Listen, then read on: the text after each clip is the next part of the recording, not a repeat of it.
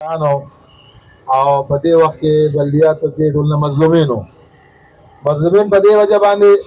چې خلکو خو لیډران کړي دي، خلکو خو در باندې اعتماد کړی دی او الله تعالی صلاحیتونه درکړي دي، الله تعالی برکتونه درکړي دي، الله تعالی د قوم خدمت کولو موقع درکړي ده. خو جبر پکې دا د مظلوم په دې وجه باندې چې بره در باندې خلک داسې ناست دي چې هغه تاسو خپل حق نه درکوي، هغه تاسو کار کولو ته نه پرېږدي او هغوی سره دا یره ده که دا خلک کار وکړي نو کېدای شي زموږ دې سبا دی ونیسي. او دا خو د دنیا ریت دی، دا خو د دنیا دستور دی، دا خو د دنیا طریقې کار دی چې همدې بلدیاتو نه خلک راځي، د بلدیاتو خدمت کوي، بلدیاتو کې د هغوی داسې نوم جوړږي او داسې خپل کارکردګي وښیي چې هغوی بیا صوبایي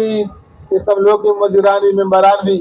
او په قومي اسمبلی کې ممبران وي او سینټ ته داخله شي. دا زموږ لیډرشپ دی، دا زموږ خلک دي چې دا په خپل مقام کې او په خپل علاقه کې د علاقې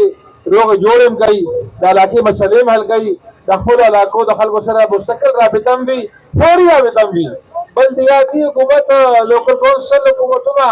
دا د ملک د ترقۍ لپاره بنیادي حیثیت لري. جماعت اسلامي خو په دې پوهېږي، جماعت اسلامي خو دا کتلي دي. ما خو مخکې ستاسو پروګرام کې مثال ورکړو